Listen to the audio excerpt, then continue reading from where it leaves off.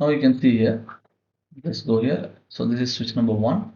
First thing you see, both 3 and 4 is switching on, and when I press this button, only 3 is switching on. So the output number 3 is controlled by both of these switches. So I can switch on here and switch off here. I can switch on here and switch off here. Hello everyone, welcome back to Let's Tech Blog, and in today's video we are going to see how to configure two outputs with a single push button and vice versa, two push buttons for a single output. So in our previous video we ended up with this. So when I press this button, the first output will switch on. When I press this button, the second output will switch on. So now our requirement is that we need, when I press this button, both of these outputs should switch on like this, and when I press this button, one output will switch on, and when I press, both should switch on. So this is what we are going to try to achieve here. Okay. So for this, I have added another keypad. Very simple. I just copy pasted it. It's the same keypad. Okay. Then I will quickly add two group addresses. So we need to control the next two outputs. The next two outputs from this actuator. So in the parameter, I have just enabled the other two outputs as switch. So in the group object, we already have it. So let's create two group addresses. So I'm not going to link the status. I'm just going to show you very quickly.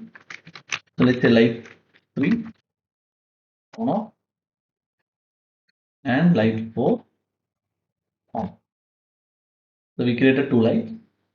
So we will link the output 3 to light 3 and output 4 to light 4.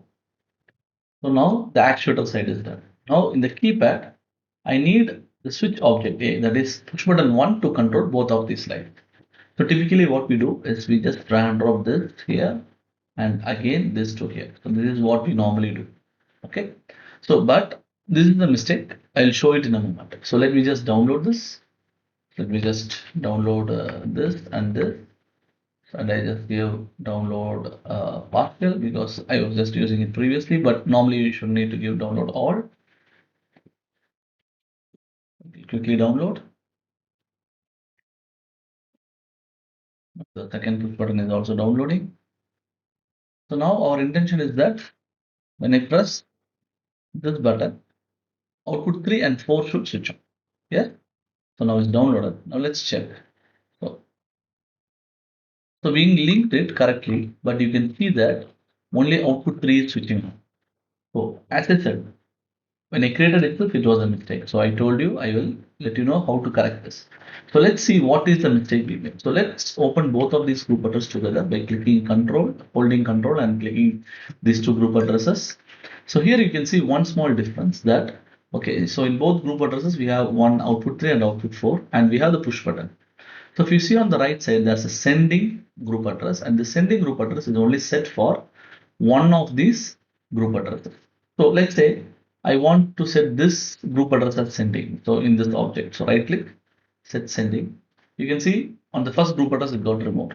So this is the reason why it did not work. So the correct way to do here will be not by doing like this, but by doing it in a different way. But by doing it in a different way. So how do we do that? Let's go to push button. So I'll just unlink it. What I will need to do is I need to create a new group address called as both outputs together. So let's say I have light 3 and now what I will do, I can go to the key actuator, switch, so I can link it here, and from the push button, I will link the push button 1. So if you see inside this group address, you can see both outputs together and one input. So the major reason here you have to remember is that the sending group address will be only activated for one group address, sending group address for one group address at a time. So for example, the switch object, okay, the switch object from a push button can be only used in one group address at a time, but the switch object from an actuator can be used in multiple places. So here you can see it is a switch. It can be here for light 3 as well as here for output 3. It doesn't matter. But for the sending, it can be only in one location. So now let's quickly download this and see. We need to download both of these. Download particle. As I said, I'm using the IP interface this time. I already have an IP interface configured. So in the coming videos, I will also show you how to configure the IP interface as well. It's done. Now the push button is getting downloaded. Now it should work as per our requirement. So our requirement is that when I press this button, output 3 and output 4 should switch on and off together. So you see now both are switching on and off together. So this is the correct way to do it. This is the correct way to do it. Now let's see the other way around where two inputs controlling one output, two inputs controlling one output. So here you can see that very simple. So light 3 or output 3 is already in this group address and also in this group address. So what I will do now, I will have the second button of the same keypad, push button 2, into the light 3 on off. So now you can see that this is in group address 005 and this is in group address 007. So now it technically switch number 1 should control 3 and 4 together and switch number 2 should control only the 3. Okay, let's see. Let's go to what we need to download. Yeah, only the keypad. Download partial.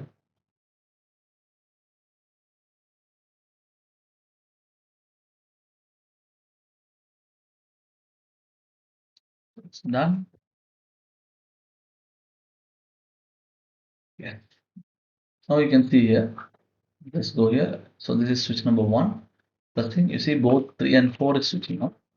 And when I press this button, only 3 is switching on. So the output number 3 is controlled by both of these switches. So I can switch on here and switch off here. I can switch on here and switch off here. So both will work simultaneously. Both will work simultaneously. So make sure that, remember and make sure that you are not using the sensors switch object into group addresses. Okay, you should not use the sensors switch object into group addresses, but the outputs can be used in multiple group addresses. Simply you can say inputs can be only used in one group address, but the outputs can be used in multiple group addresses. Yeah, so keep this in mind and make your program. So in the next video, we will see a bit more advanced things like how to create a delay in the system. Okay, see you. If you like the video, please comment, share and subscribe. Thank you.